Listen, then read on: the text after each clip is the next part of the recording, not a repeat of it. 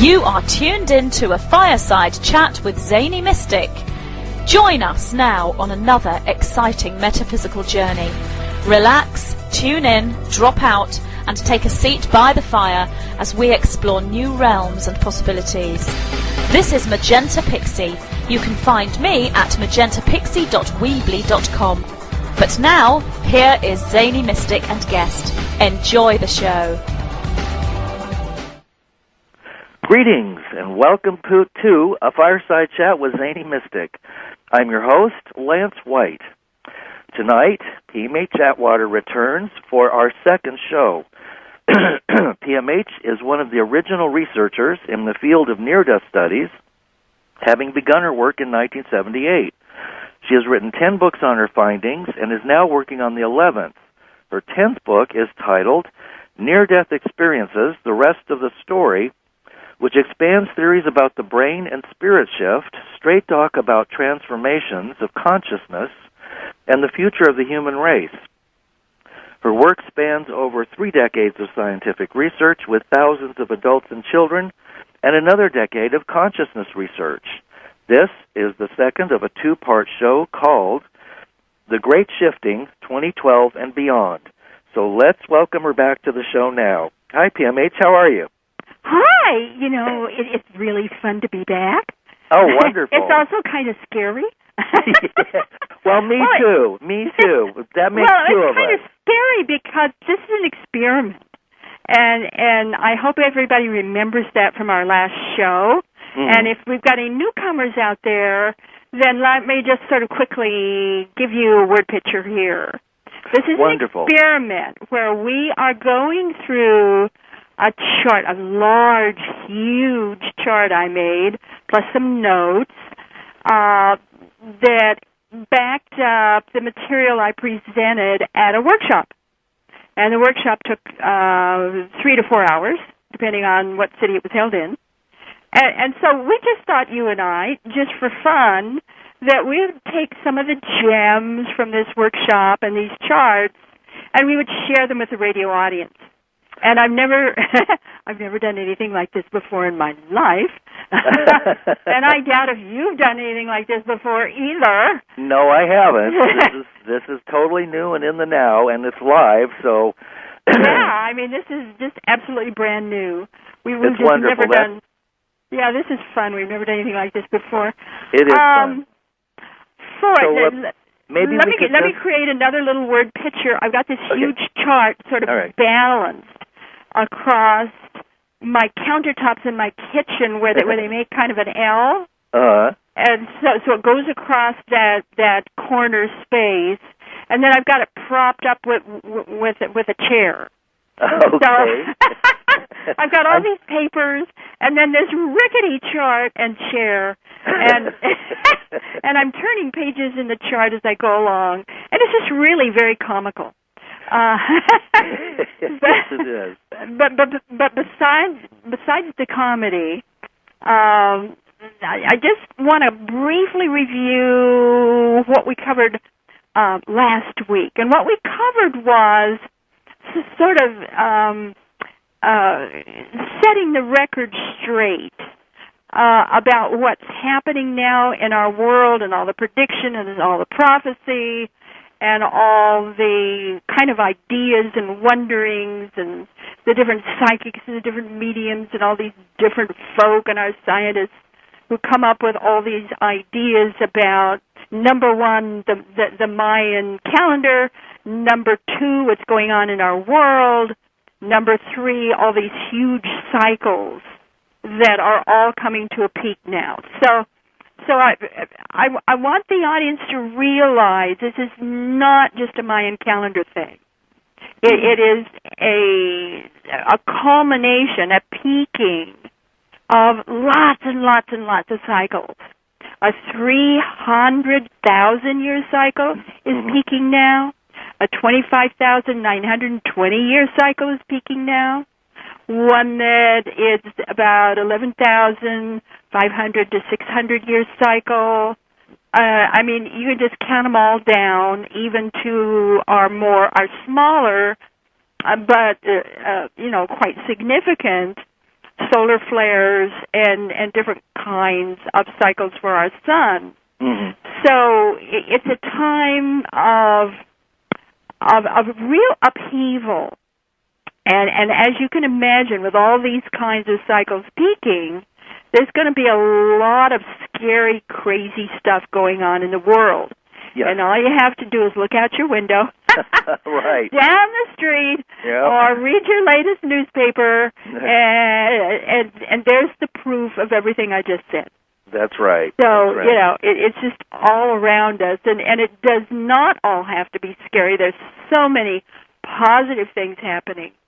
Well, yes, and one of the things that you brought up several things that were really important had to do with the fact that this is a consciousness shift, that the calendar is really about consciousness, and it's not a linear calendar, and that there's also been a discovery that you mentioned about new Mayan findings, a site that takes the future. The scientists are absolutely stunned to see that the new calculations that have been sitting there waiting for them to discover indicate that the calendar goes on for thousands or 10,000s or even trillions of years into the future.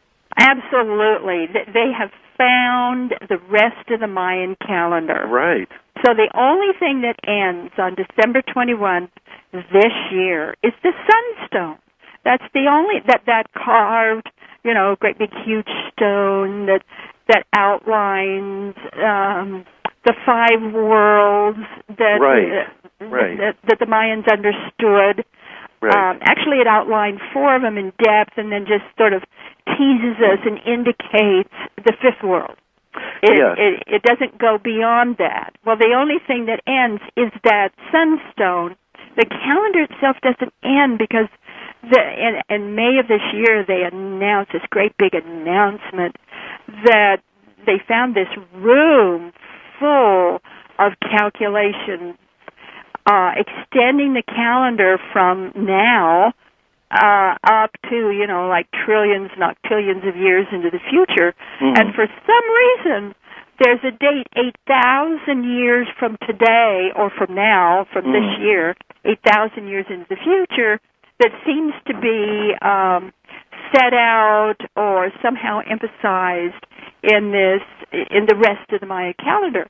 So we've all, you know, we're all playing this game of what on earth were these astronomer priests trying to tell us about 8,000 years from now? Mm-hmm. You know, right? You know, we're still just trying to deal with December 21. Right, and one of the wonderful things that you brought to our attention was also that this is not just the Earth shifting, it's the solar system and the galaxy. All of the planets are... Everything is shifting. Everything is shifting. It's a galactic or supergalactic shift, which also is tied into our location in the Great Rift. Right. You know, everything is heating up and speeding up. Yeah. And that's one thing I want to emphasize again. All of the galaxies, not just ours, are speeding up, heating up, and streaking across the universe like frisbees. I wonder who's throwing them. Yeah, I don't know. Well, I don't know either. You know, I've seen real-time films of this. And this is no joke. They really are streaking across the universe like frisbees. It's just like zoom, zoom. Right. Something is attracting the galaxies to speed towards it. And you mentioned the Great Attractor. Patterns. Yeah. It's called the Great Attractor. Yeah. And it's absolutely unknown. Nobody knows what the Great Attractor is. So this is one of the great mysteries we may or may not solve in our lifetimes, but it's one of those kind of spooky, you know, spooky action at a distance. Yeah. What is the Great Attractor? Last week we really kind of set the stage for this business of cycles. All cycles spiral.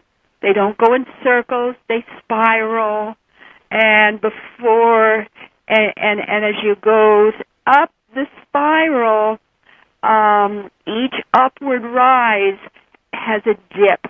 There's always that dip before the thrust to the next level of the spiral. And what sort of directs the action and the activity and the energy of that thrust is consciousness. So it's all of us here on good old planet Earth and everywhere else, who knows? Right. It's our consciousness that's going to direct that next upward thrust. Where do we want to go? How do we want to do it? What kind of people do we want to be? What kind of world do we want to live in? It's up to us, what we're doing right now and the choices we're making. So I want to read very quickly some words attributed to Edgar Cayce. People aren't really sure that he made them, but they're attributed to him. There were predictions made in the 1940s, and this is claimed by Henry Reed, who writes in the Venture Inward magazine of the Association for Research and Enlightenment. This is the Edgar Cayce Group, ARE, in Virginia Beach, Virginia. And these predictions made by Edgar Cayce, supposedly in the 1940s, a new form of medicine will emerge, a kind of transformational healing rooted in holism and dealing with the body as an energy system. The continuity of life will be fully accepted as an indisputable fact. Science and spirituality will cease to be antagonists.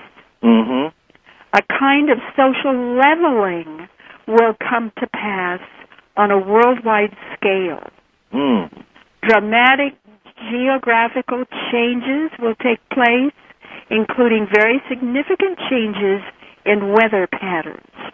We're certainly seeing that now. Leadership on the international scene will move to the Orient, even to central China. We're starting to see that. Archaeological discoveries about ancient civilizations will radically alter our sense of human history. Intuition and psychic abilities will become the norm. Individuals will have a personal and direct connection with the spiritual world in ways that allow that connection to be applied in a practical manner in daily life. The principle of oneness will become paramount in human affairs. The oneness of God will guide all religious traditions. The oneness of energy will guide science, and the oneness of all humanity will direct politics. And then he goes on to say, Christ will reappear directly in earthly life. So he's predicting the second coming. Does he specify that that Christ energy or the office of Christ meaning? Well, he's talking about the physical man, Jesus, but he's also talking about the Christ consciousness, which is what we can all attain, especially if we use the life of Jesus or the teachings of Jesus as a model. We can use that to model our own choices, what we do, this kind of thing. Yes. But I find that last prediction, it's the 10th one, Christ will reappear directly in earthly life. It's sort of very similar to Islam, where they're predicting the return of the missing Iman, or That's right. Imam. That's right. And it's the same idea of a Christ figure. Right. So, and the Mayans have Quetzalcoatl, and so there's a lot of different traditions that are expecting their main leader, translator, prophet to return in some capacity. So there's a lot of them expecting that.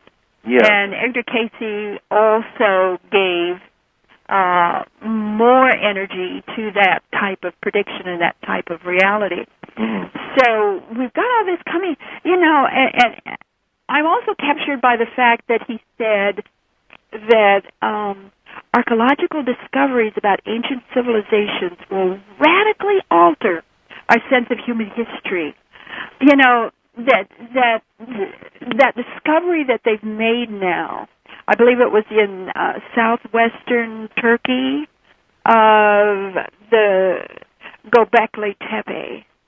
You know, that was an advanced civilization.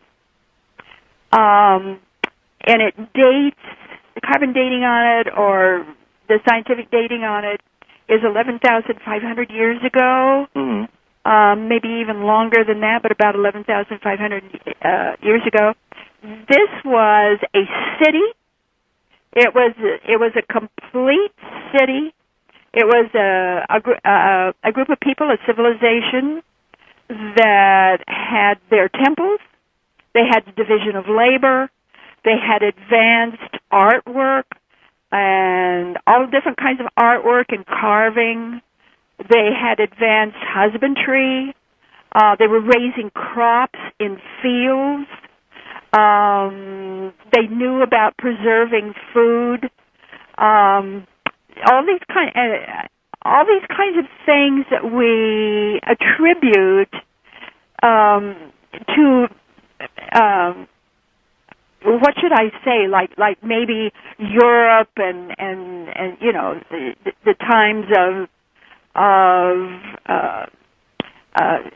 China and Europe, and you know many thousands of years later. Mm-hmm. Göbekli Tepe had all of that and more. In fact, they were a very advanced society, 7,000 years before the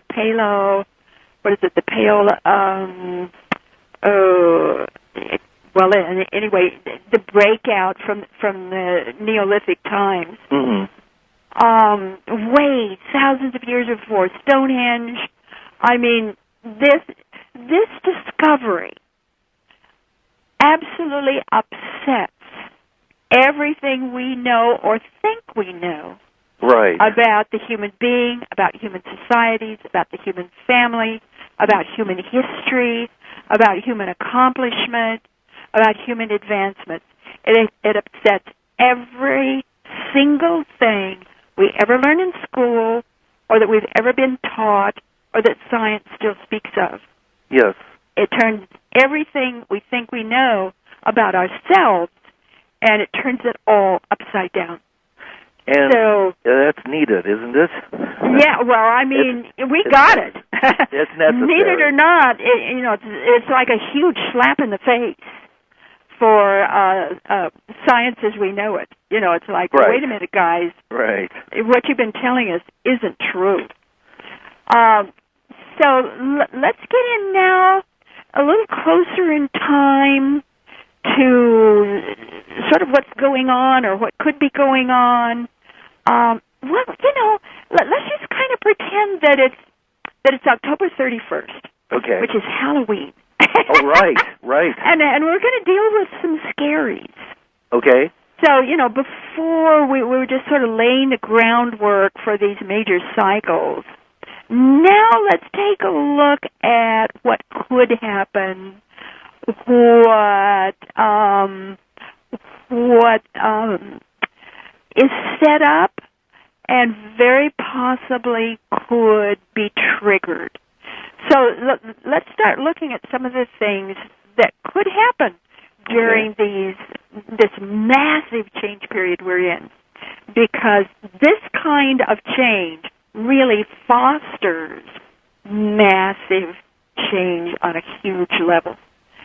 So let's take a look at weather changes. Okay. We're already seeing that. We're seeing weather wars and this HAARP facility in Alaska. That's where those huge towers are. Let's see. HAARP antennas stand 65 feet high and are spaced 80 feet apart in 8 columns by 6 rows. So if you can imagine these large antennas, they're literally antennas that are not only these big posts all set up in this square or section of land, but at the very tops of them is sort of like a spider web of wiring that goes from post to post to post. Mm. And the HAARP facility, HAARP, the HAARP facility in Alaska was supposedly set up to protect our country from weather extremes and to help alter the magnetics. But, a lot of people think, this is not what it's for. Right. That it's a military installation, so therefore has something to do with wars or invasions or maybe actually causing weather extremes in different parts of the country. So we have all these conspiracies about, what the HAARP facility is, but it's there. Right. Our planet is definitely getting warmer. There's more CO2 in the air.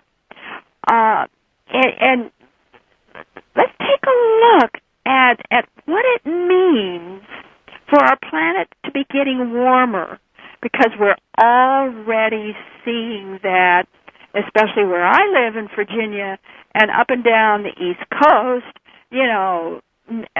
lots and lots of reports now of West Nile virus. We've never had them before, or hardly any. Now, just in the last few months, they're everywhere. They're even starting to put down horses now that are getting the West Nile virus. So this is very serious.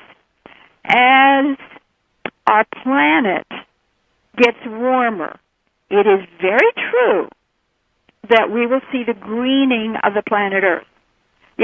Plants love CO2 in the air. They love a warmer, more moist climate, or even a dry, as long as it's warmer and there's more CO2 in the air. They love that. Well, hey, look at us, we the people. When this happens, this is very good for plants, insects, and microbes that make us sick. Okay. We're going to see more pollen. We're going to see it earlier in the year because plants are going to grow faster. They're going to, earlier in the year they're going to come out. I can tell you right now where we live, all of my flowers, all of my trees here are a month and a half earlier than they have ever been in their blooming and, everything else. Everything is happening a month and a half earlier than it would normally do. We get increased, here's a good one. And it's already happening, an increased growth rate of poison ivy. But the surprising thing is poison ivy will not just become more abundant, it will be more toxic. Oh, okay. So this idea of insects and all these different kinds of, West Nile virus, malaria is now coming into the United States in a much larger numbers, and dengue fever. They're now starting to report dengue fever coming into Texas. It's never been in our hemisphere. Never have we had dengue fever. Dengue fever is kind of a blood-brain disease. It is really frightening. It kills very, very quickly. It's an awful thing. It's now coming in. More and more mosquitoes coming in with yellow fever.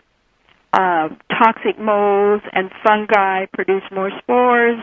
So when we're talking about a greener planet, we're also talking about a planet that could make us very ill unless we become used to this or somehow adjust to this. And certainly in the early days and months and years, it could be difficult for people, especially if you have hay fever, especially if you're sort of sensitive right now to various types of pollens. Just wait. This is going to get bigger and bigger, become more important. The sunspots, and the 11-year sunspots, of course, those are picking up. Sunflowers are picking up. Here's one thing that I bet most people didn't know, and it's just kind of a fabulous kind of thing.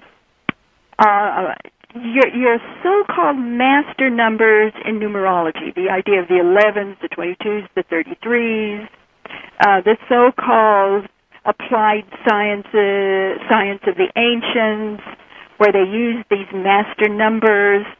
All these numbers are based on sunspot cycles, and so is all of the Eleusinian mysteries.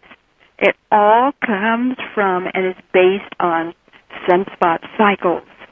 So when we're talking about this kind of thing, we're talking about something that has guided and led and influenced humans for a long time, even our spiritual traditions and our religions. And, you know, NASA is so concerned about sun flares, solar flares, that they sent up earlier this year, in February of this year, an $860 million sophisticated probe just to watch for sun activity. It normally takes 3 to 4 days for a sun flare to hit us. But in 1859, it only took a little over 17 hours. And this is what concerns them. You know, a lot of our scientists call it the Carrington event, because Richard Carrington made the earliest observations of this sun flare. The big one that hit in 1859. You know, your sun flares, if you get the big ones, they will cause spectacular aurora borealis displays. Did you see the one just a couple of nights ago? No, I Wow. Did you see pictures of that thing? No, I didn't see that either. Oh, my goodness. It was so huge and so beautiful and so powerful, it literally took your breath away. We saw a picture of it on CNN and also NBC News, with had pictures of it. It was just breathtaking. And we've had several of these huge displays now this year. We very seldom get them this big or this powerful, and certainly not this many in 1 year. But when you've got a lot of solar flare activity, that's when you get these big aurora borealis. So we're already getting them. So back in 1859, they got one of these big spectacular ones. It was so brilliant, though, that across the Rocky Mountains, gold miners, assuming that morning had come, awoke to prepare breakfast, while crowing roosters imagined that dawn was breaking. Wow. It was that bright. Can you imagine that? That's amazing. And then, followed by, slap it to you, the sun flare hit. Now, bear in mind, that was only 1859. Wow. And still, let's see, telegraph instruments caught fire. A flame from a switchboard ignited the entire building, burned it down. In Sweden, a telephone station was burned out. The solar flares interfered with telephone, telegraph, and cable traffic over most of Europe, also hit in the United States. So stop and think, if it's going to be erupting and burning out telephone and telegraph wires in 1859, what would it do in 2012? Well, yes, and with satellites being knocked out, and the electrical grid, and, so there are enormous implications, not even if you don't even take into consideration the communication from the sun to the earth, which is connected to volcanoes and various other severe weather events. So, You're all of us are so reliant on computers and cell phones and communications, and should all of those go down sporadically or suddenly, that would be a disturbance in the force. A big one. Yes. You know, and we're still being reassured over television and, you know, various type of news outlets. Well, of course. That you know, it takes about 3 to 4 days before we're hit by one of these. But remember, in 1859, it only took a little over 17 hours. That's right. That's right. So we can get hit by a clipper. Yes. That really zooms in really large and really fast. That's right. And I want to sort of hopscotch here across some dates, some kind of things that that certainly could be happening, and then I want to talk about some of the ways that maybe we're set up already for what could be some huge changes, some even scary ones. Okay. So again, we'll kind of pretend here like it's October 31, and we're talking in terms of now how the Earth right now is how the Earth right now stands as per what could happen with a lot of activity, and we're certainly getting a lot of activity. Some people talk about a magnetic pole shift, maybe a full or we could have a geophysical pole shift, or we could have even a geomagnetic pole shift. The geophysical is a lot easier. The magnetic one could be a little hard on us. Mm-hmm. You know, we've had them before. They seem to be cyclic as well. We have them again. It doesn't mean that the whole world is going to flip over and, you know, all of the oceans are going to splash all over everybody. Right. Because we've had these kind of things before. Right. But they still could be really difficult in the sense of geomagnetics, because invariably, with these big shifts, we get a new pole star. Well, when you get a new pole star, that's going to throw off your maps. It's going to throw off your planes, your airplanes, your various kind of travel systems, because, you know, we're not going to be able to go by what we once did.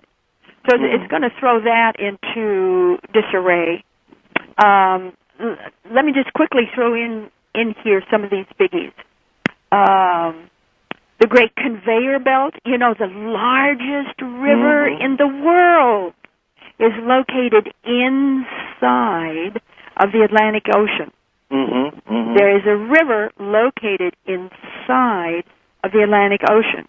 And that river, it's called the Conveyor Belt, the Great Conveyor Belt, brings up the warmth from the tropical area of our planet up to the more northern reaches of our planet, like Norway and Greenland and on up there. And it works, it revolves just like a conveyor belt. And what keeps it moving, what moves this conveyor belt, is salt.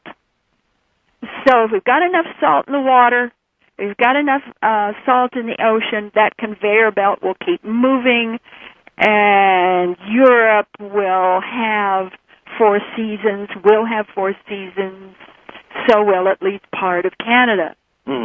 Well, if we've got a lot of fresh water dumping into the ocean, that conveyor belt begins to lose its salt, and it begins to slow down.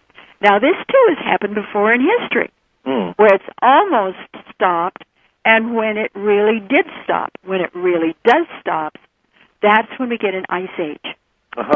And that can be very sudden. Right. And right now, today, the Great Conveyor Belt has lost over half of its salt. So it slowed down. So we're starting to get weather extremes in Europe, in Canada, and in the United States. We're not to an ice age, but we're starting to get some real kind of scary things happening with that great conveyor belt having to slow down, and it's slowing down more and more and more. You know, as the ice melts, more and more fresh water goes into the ocean. And also methane gas is released also. Yeah, it's releasing more and more methane gas as the air heats up, as the planet warms up. Then we've got more and more methane gas being released. Sometimes in bursts or explosions that causes loss of life or fires. That's happening all over the world in places where it is. Methane gas is usually held in peat moss or something like that, so it's usually the northern climes that has it, but it's been popping up all over. And of course, you know, in modern times, modern meaning still a long time ago, but basically modern times, we had that meteorite hit Russia, and it turned a huge forest into toothpicks. Yeah, what was that? Was that the late 1800s, early 1900s? I think it was in the early 1900s when that happened. I don't remember the actual date. In the Azores, in the Canary Islands, there's a large volcanic ridge about to fall. It seems to be tipping more and more closer to falling into the ocean, about 2 to 3 feet each year. It's just tipping more and more. If that ridge would fall into the ocean, it would create a tsunami so huge that it would destroy most of the United States East Coast. That's how big that ridge is in the Azores. Interesting. Already the oceans have risen over 4 inches, in some places even more. And another interesting physiological thing that exists right now, of course, we all know about Krakatoa. And I hope everybody remembers the volcano Krakatoa that blew its top. When was that? 18-something? I don't have the date down here, but it was in, I believe, the late 1800s. When it wasn't Krakatoa, at the same time as the solar flare, was it? No, it wasn't. Okay. No, that was a volcanic eruption. Krakatoa was not a normal volcano. Krakatoa was what they call a supervolcano. There are only 3 of them on our planet. That's 1883. 1883, okay. It created a year without a summer, crop failures all over the planet, huge, unusual lights in the sky. It just really turned everything cold. It did incredible damage. But one of the interesting things that happened from that our historians tell us about is that that was a Muslim country, and still basically that area is Muslim. And who was it? The British were primarily in charge of the area, or in somehow governance was held, or protection was held by the British, and the British didn't pay any attention, or very little attention, to the Muslim people who were dying, who were hurt, their villages destroyed, they were scared out of their skin, they absolutely needed help, water, food, medical assistance, and the Brits turned their back on them. And because of that, that's when we had after that, we had the first major breakout of Muslim terrorism. Huh, that's interesting. Isn't that interesting? It all goes back to Krakatoa. Huh. And I'm talking here major terrorism breakouts. I didn't know that. From Muslims. Wow. And it was because of Krakatoa and the fact that the Brits would not help the Muslims who were asking for help. They basically ignored them or did very little. Wow. And that can be traced back to Krakatoa. Very interesting. Created a year without a summer, ash falls, crop failures worldwide. It just scared the wits out of a lot of people. Yeah. But the interesting thing is, you ready for this? Okay, I'm sitting down. Anak Krakatoa is now growing from the old one. Mama had a baby. Oh, boy. Krakatoa had a baby. Oh, great. We now have another super volcano growing to a little bit to one side of Mama. Oh. And, That's a whole scenario could be recreated, who knows, but we've got another one growing from the remains of the old one. So Anak Krakatoa is on its way to, maybe someday achieving the fame of the mother. Now I said we had 3 of them, and Krakatoa was one. Okay. So there's 2 more. Oh, okay.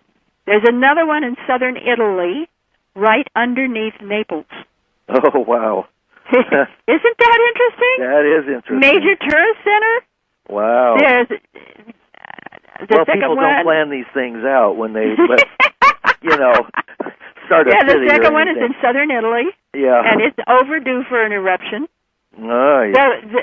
How about Yellowstone? The biggest of the super volcanoes. Mm-hmm. Wow. The biggest of the super volcanoes is in Yellowstone Park. Yes, that one. And I think you know about that, the one in Yellowstone Park. It's the biggest of the 3. Yeah. It's 40,000 years overdue for an eruption. Wow. If it erupts, it will destroy 2/3 of the United States. Wow. And poison water supplies worldwide. Wow. It is that big. Well. So, if we want to think of scaries. Yeah. all the old calendars were based on catastrophe. That's because, right. Our forebears understood that catastrophe is what primes the evolutionary pump, that these were necessary. So when they talked about their various worlds or realities or major phases ending, they would always end with a catastrophe of some kind because they understood that this was necessary. Mm-hmm. So we certainly have the possibility for a lot of that, maybe wars, all this kind of stuff.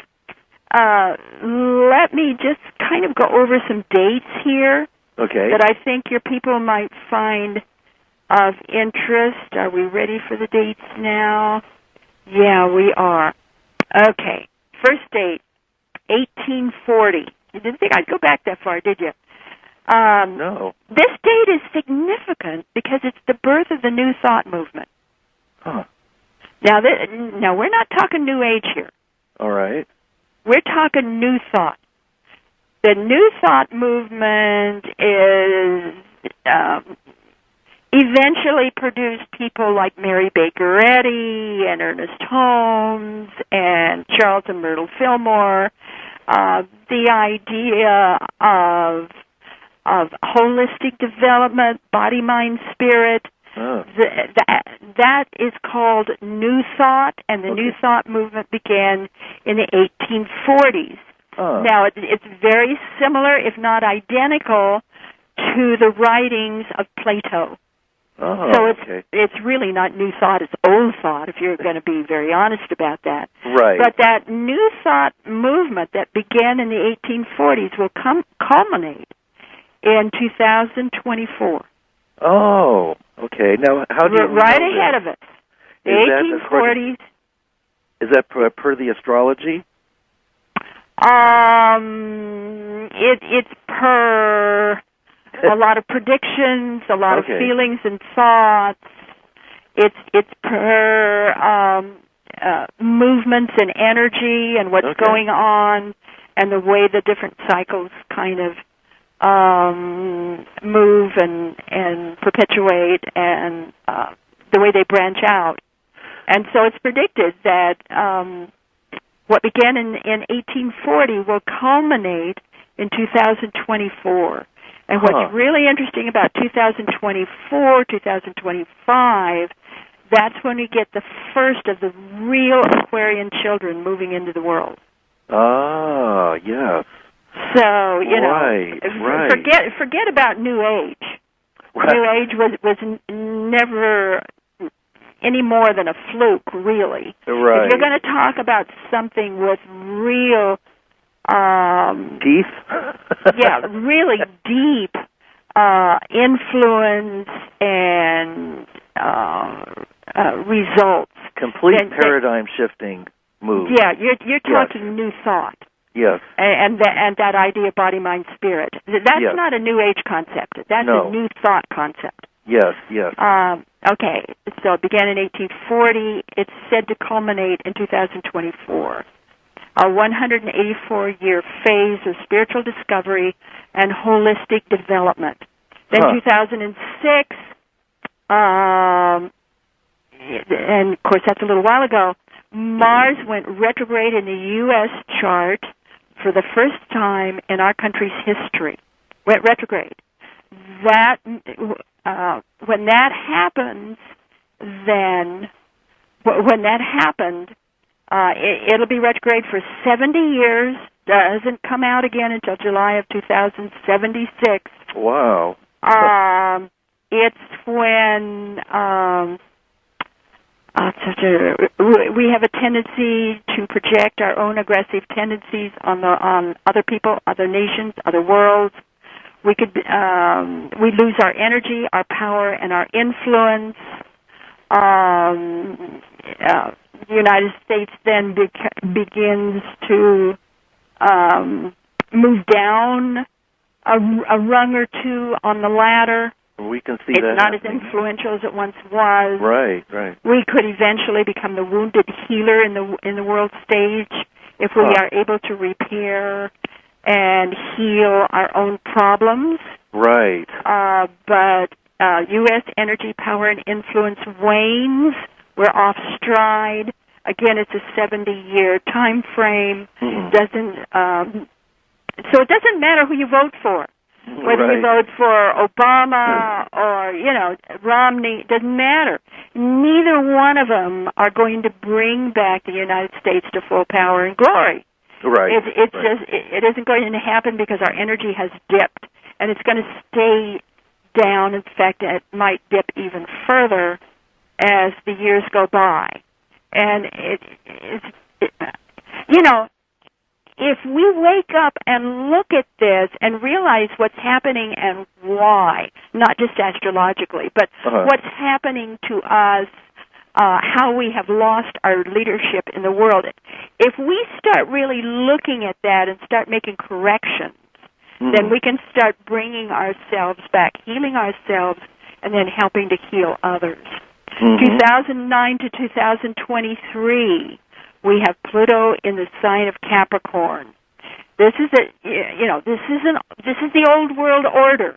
It's a time of practicality, the 3 R's: reduce, reuse, recycle, the shift of wealth, rethink growth, corrupt politicians, corrupt imperialism, global contraction, return to the fundamentals, wealth excesses, a class war, food and water scarce. These are typical things that happen with Pluto on Capricorn.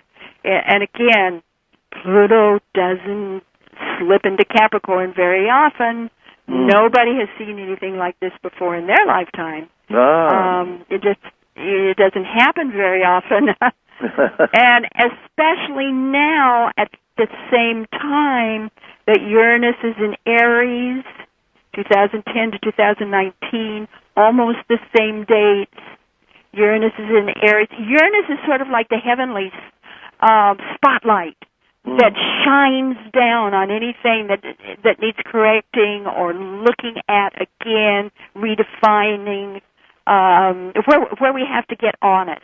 The social cycles. Uranus stays in any one sign about 7 years, so these are our social cycles. And right now it's 7 to 8 years. Right now it's courage, decision time as we head toward what could be our third industrial revolution or a debt crisis. Is Arab Spring headed toward Arab fall? Life-death challenges, authority, conflicts, rise in shootings, daring innovation, climate changes. You always have climate changes whenever you have Uranus and Aries. And that happens a little more frequently. But when you get Uranus and Aries, what they call square or fighting with or not cooperating that well with Pluto and Capricorn, these are signs that don't get along well. It takes a lot more for Capricorn to get along with Aries. They tend to butt heads. So Pluto is the planet of transformation, death of the old, birth of the new. Well, Capricorn is the old, Aries is the new, and Pluto says change, and Aries says how high, how much. So Okay. All right. So we've got this real battle between the old and the new, and it's going to last until almost 2023, maybe afterward. So the times that are more critical, the months that will be more critical during this time frame, and everybody wanted to get their pencil and paper here. The big runs are over for 2012 as we move into 2013. It's the month of May and the month of November. In 2014, it's the month of April and the month of December. And then in 2015, just the month of March. Okay. These are times of meltdown, all of this. Pluto and Capricorn, Uranus and Aries, times of meltdown, collapse of major institutions. It's very comparable to what set up the American Revolution in 1755 to 1758, and the Columbus Europeans colonizing the Western Hemisphere in 1493 to the 1500s. It's depression or rebirth. We go one way or we go the other. So we're in a time of massive change. And again, all you have to do is just, kind of pull out your newspaper, and there it is. Right. Or, turn on to CNN or Fox. Right. Doesn't matter. It depends on your point of view, and then you're going to get it. You're right. On a positive note here, I'd like to share a couple of really helpful thoughts that can help us not only get through this time frame, because it's a very challenging time, or at least help us to understand it better. If we want to understand it better, I think the best source is The Lord of the Rings by J.R.R. Tolkien. Yes. The Lord of the Rings is written about, or covers that time frame between the third world and the fourth world. The time when the elves are leaving and the hidden order is beginning to leave. Yes. And the fourth world, the time of man, yes, where the humans are now taking over. Yes. So now we're going from the time of man, the fourth world, to the fifth world, which is a time of science and great, wonderful revolutions that can occur in this world that can really turn this world into something very much better if we don't blow it up first.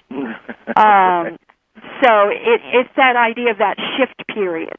Mm-hmm. So the Lord of the Rings covered that huge shift between the third world and the fourth world. Now we're in a huge shift between the fourth world and the fifth world.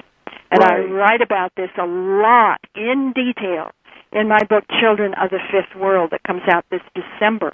And by the way, you can pre-order it. Okay, here's the understanding that Tolkien gave us that can work now, just like it did in the series The Lord of the Rings. And here's the elements to look for. The common man and woman are the heroes. Take glory in ordinary events. Each age requires a hero to take a stand with an issue. So that's the common man and woman. We now have an issue. Mm-hmm. We persevere even in the midst of hardships. All races unite and work together.